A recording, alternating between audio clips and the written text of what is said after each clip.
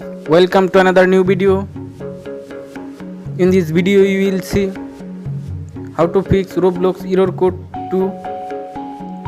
Please follow complete the process.